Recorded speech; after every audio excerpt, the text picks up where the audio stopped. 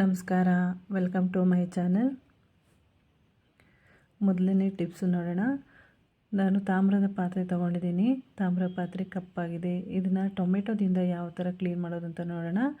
ಇವಾಗ ಟೊಮೆಟೊ ನಾವು ಹಾಳಾದಾಗ ಎಲ್ಲ ಬಿಸಾಕ್ತೀವಿ, ಸ್ವಲ್ಪ ಏನಾದ್ರು ಹಾಳಾದರೆ ತೆಗೆದು ಬಿಸಾಕ್ತೀವಿ. ಇದನ್ನು ನಾವು ಟೊಮೆಟೊದಿಂದ ಯಾವ ಥರ ಕ್ಲೀನ್ ಮಾಡೋದು ಅಂತ ನೋಡೋಣ. ಆದಷ್ಟು ಹುಳಿ ಟೊಮೆಟೊ ತೊಗೊಂಡ್ರೆ ಬೇಗ ಕ್ಲೀನ್ ಮಾಡ್ಕೋಬೋದು. ನಾನು ಸ್ವಲ್ಪ 1 ಟೇಬಲ್ ಸ್ಪೂನಷ್ಟು ಉಪ್ಪು ಹಾಕ್ಕೊಂಡಿದ್ದೀನಿ. ಉಪ್ಪು ಹಾಕ್ಕೊಂಡು ಅರ್ಧ ಟೊಮೆಟೊನ ಕಟ್ ಮಾಡಿ ಚೆನ್ನಾಗಿ ಉಜ್ಕೋಬೇಕು. ಉಪ್ಪು ಮತ್ತು ಟೊಮೆಟೊದಿಂದ ಉಜ್ಕೊಂಡ್ರೆ ನಿಮಗೆ ನೀಟಾಗಿ ಕ್ಲೀನ್ ಆಗುತ್ತೆ. ಒಂದು ಚೂರು ಕೂಡ ಕಪ್ಪಾಗದೆ ಕ್ಲೀನ್ ಆಗೋದು ಕಾಣ್ತಾ ಇರ್ಬೋದು ನಿಮಗೆ. ಹುಳಿ ಟೊಮೆಟೊದಲ್ಲಿ ಬೇಗ ಕ್ಲೀನ್ ಆಗುತ್ತೆ. ಫಾರಮ್ ಟೊಮೆಟೊದಲ್ಲಿ ನಿಮಗೆ ನಿಧಾನ ಕ್ಲೀನ್ ಆಗೋದು. ಆದ್ದರಿಂದ ಹುಳಿ ಟೊಮೆಟೊ ತೊಗೊಂಡು ಈ ಥರ ಉಜ್ಕೊಂಡ್ರೆ 1 ಸೆಕೆಂಡಲ್ಲಿ ಕ್ಲೀನ್ ಮಾಡ್ಕೋಬೋದು. ನೋಡಿ, ನಾನು ತೋರಿಸ್ತಾ ಇದ್ದೀನಿ ಎಷ್ಟು ನೀಟಾಗಿದೆ ಅಂತ. ಇವಾಗ ತೊಳೆದು ಬಿಟ್ಟು ಕೂಡ ತೋರಿಸ್ತಾ ಇದ್ದೀನಿ. ಸ್ವಲ್ಪ ಮಾತ್ರ ತುಂಬ ಕಪ್ಪಾಗಿರೋದು ಹೋಗಿಲ್ಲ. ಮತ್ತು ಅದನ್ನು ಉಜ್ಕೊಂಡ್ರೆ ನೀಟಾಗಿ ಕ್ಲೀನ್ ಆಗುತ್ತೆ. ಮತ್ತೊಂದು ಟಿಪ್ಸ್ ನೋಡೋಣ. ನಾವು ಎಣ್ಣೆ ಹಾಕ್ಕೊಂಡಾಗೆಲ್ಲ ಸೈಡೆಲ್ಲ ಸೋರ್ಕೊಂಡ್ಬಿಡುತ್ತೆ. ಇದಕ್ಕೆ ಏನು ಮಾಡೋದು ಅಂದರೆ ನೋಡಿ, ಇವಾಗ ತೋರಿಸ್ತಾ ಇದ್ದೀನಿ. ಕೈಯೆಲ್ಲ ಎಣ್ಣೆ ಆಗುತ್ತೆ ಮತ್ತು ಹಿಟ್ಟಲ್ಲೆಲ್ಲ ಎಣ್ಣೆ ಆಗುತ್ತೆ ಅಂದರೆ ನಾವಿವಾಗ ಹಳೆ ಸಾಕ್ಸನ್ನೆಲ್ಲ ಬಿಸಾಕ್ತೀವಿ. ಇನ್ನು ಮುಂದೆ ಬಿಸಾಕಕ್ಕೆ ಹೋಗ್ಬಿಡಿ. ಒಂದು ಸಾಕ್ಸ್ ತೊಗೊಂಡಿದ್ದೀನಿ. ಯಾವುದಾದ್ರೂ ಸಾಕ್ಸ್ ತೊಗೋಬೋದು. ಫಸ್ಟು ಸಾಕ್ಸನ್ನ ಕಟ್ ಮಾಡ್ಕೊಳ್ತಾ ಇದ್ದೀನಿ. ನಾನು ತುದಿ ಭಾಗನ ಫಸ್ಟು ಕಟ್ ಮಾಡ್ಕೋಬೇಕು. ಏನು ಎಲಾಸ್ಟಿಕ್ ಇರುತ್ತೆ ಅದನ್ನು ಕಟ್ ಮಾಡ್ಕೊಳ್ತಾ ಇದ್ದೀನಿ. ಇದನ್ನು ನಾನು 3 ಪೀಸ್ ಮಾಡಿ ಕಟ್ ಮಾಡ್ಕೊಳ್ತಾ ಇದ್ದೀನಿ. ಇದನ್ನು ಯಾವ ಥರಪ್ಪ ಯೂಸ್ ಮಾಡೋದಂದರೆ, ನಿಮಗೆ ಬಾಟ್ಲಿಗೆ ಎಷ್ಟು ಉದ್ದ ಬೇಕು ಅಷ್ಟು ಕಟ್ ಮಾಡ್ಕೋಬೇಕು. ಕೆಳಗಡೆಗೆ ನಾನು ಸ್ವಲ್ಪ ಕಟ್ ಮಾಡ್ಕೊಳ್ತಾ ಇದ್ದೀನಿ. ಇದನ್ನು ಹಾಕ್ಕೊಳ್ಳೋದ್ರಿಂದ ನಿಮಗೆ ಎಣ್ಣೆ ಒಂದು ಚೂರು ಕೂಡ ಚೆಲ್ಲೋದಾಗಲಿ ಸೈಡಾಗಿ ಸೋರ್ಕೊಂಡು ಬರೋದು ಆಗಲ್ಲ. ಈ ಥರ ಹಾಕಿ ಇಟ್ಕೊಂಡ್ರೆ ನಿಮಗೆ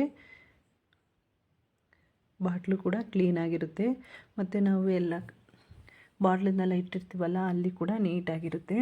ನೋಡಿ, ಈ ಥರ ಹಾಕ್ಕೊಳ್ಳೋದ್ರಿಂದ ಸೈಡಲ್ಲಿ ಸೋರ್ಕೊಬಂದಿರುವ ಎಣ್ಣೆ ಎಲ್ಲ ಈ ಬಟ್ಟೆಯಲ್ಲಿ ಕ್ಲೀನ್ ಆಗುತ್ತೆ. ತುಂಬ ಯೂಸ್ ಆಗುತ್ತೆ. ಬೇಕಾದ್ರೆ ಟ್ರೈ ಮಾಡಿ ನೋಡಿ. ಅವಾಗ ಕ್ಲೀನ್ ಮಾಡ್ಕೋಬೇಕು ಅಂತನಿಲ್ಲ, ತೊಳಿಬೇಕು ಅಂತನಿಲ್ಲ. ಈ ಥರ ಮಾಡಿಕೊಂಡ್ರೆ ಮತ್ತು ಕೈಗೆ ಅಂಟ್ಕೊಳ್ಳೋದಾಗಲಿ ಎಣ್ಣೆ ಆ ಥರ ಏನೂ ಆಗಲ್ಲ. ನೀಟಾಗಿರುತ್ತೆ ಬಾಟ್ಲು ಕೂಡ. ತುಂಬ ಯೂಸ್ ಆಗುತ್ತೆ. ಒಂದ್ಸರಿ ಟ್ರೈ ಮಾಡಿ ನೋಡಿ. ಇವಾಗ 2 ಸ್ಪೂನ್ ತೊಗೊಂಡಿದ್ದೀನಿ, ಫೋರ್ಕ್ ತೊಗೊಂಡಿದ್ದೀನಿ. ನಿಮಗೆ ಇಕ್ಲ ಇಲ್ಲ ಅಂದರೆ ಈ ಸ್ಪೂನಲ್ಲಿ ಯಾವ ಥರ ರೆಡಿ ಮಾಡೋದು ಅಂತ ನೋಡೋಣ.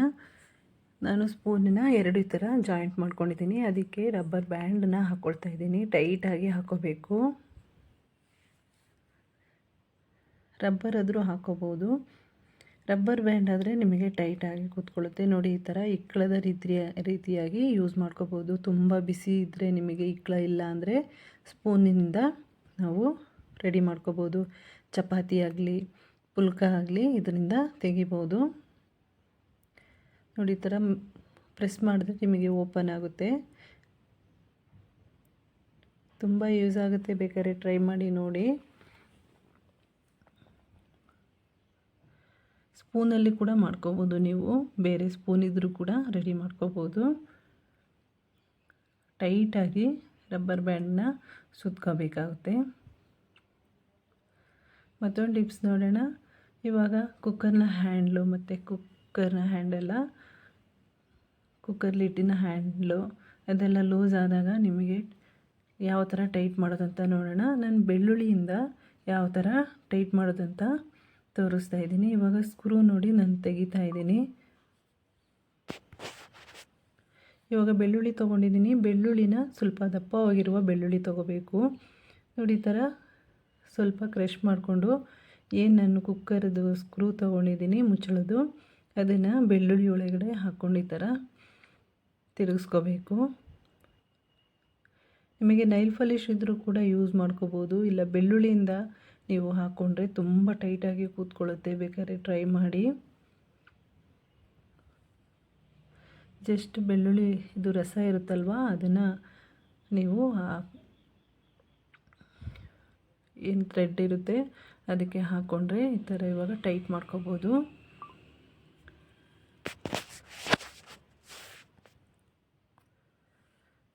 ಸ್ಕ್ರೂ ಡ್ರೈವರ್ ತೊಗೊಂಡು ಟೈಟ್ ಮಾಡ್ಕೊಳ್ತಾ ಇದ್ದೀನಿ. ನಿಮಗೆ ಈ ಥರ ಮಾಡ್ಕೊಳ್ಳೋದ್ರಿಂದ ನೀರು ಸೈಡಲ್ಲಿ ಸೋರ್ಕೊಳ್ಳೋದಾಗಲಿ ಆ ಥರ ಆಗಲ್ಲ, ಟೈಟಾಗಿ ಕುತ್ಕೊಳ್ಳುತ್ತೆ. ನೋಡಿ ಇವಾಗ ತೋರಿಸ್ತಾ ಇದ್ದೀನಿ ಎಷ್ಟು ನೀಟಾಗಿ ಟೈಟ್ ಮಾಡ್ಕೋಬೋದು ಅಂತ. ಇವಾಗ ಹಳೆ ಗ್ಯಾಸ್ಕೆಟ್ನೆಲ್ಲ ಬಿಸಾಕ್ತೀವಿ, ಇನ್ನು ಮುಂದೆ ಬಿಸಾಕಕ್ಕೆ ಹೋಗ್ಬೇಡಿ. ಗ್ಯಾಸ್ಕೆಟ್ನ ಏನು ಮಾಡಬೇಕು ಅಂದರೆ, ಯಾವುದೇ ಹಳೆ ಗ್ಯಾಸ್ಕೆಟ್ ಇದ್ದರೆ ನೀವು ನೀಟಾಗಿ ಮನೆಯಲ್ಲಿ ರೆಡಿ ಮಾಡ್ಕೋಬೋದು.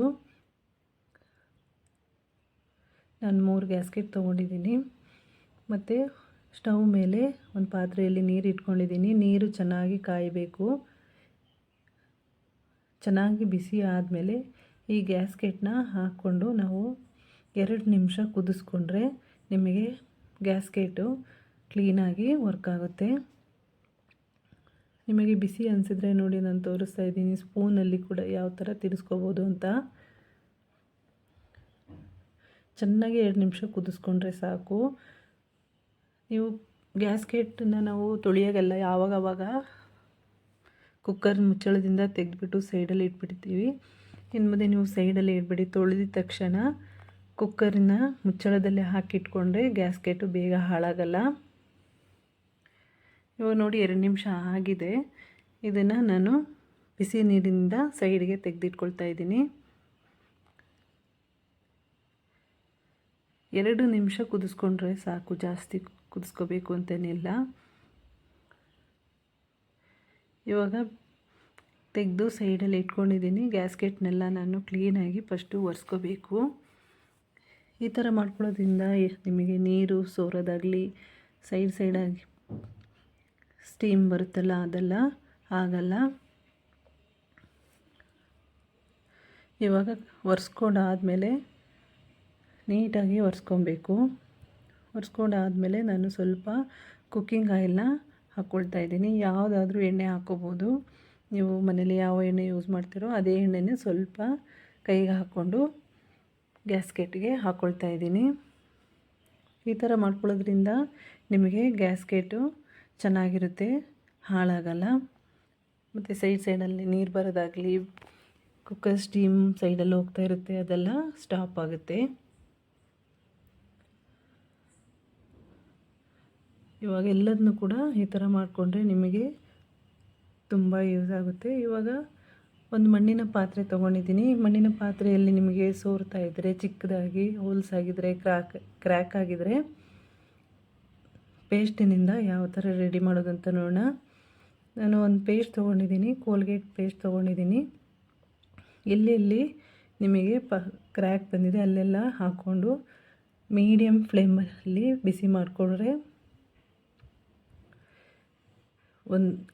ನಿಮಗೆ ನೀರು ಒಂಚೂರು ಕೂಡ ಸೋರಲ್ಲ.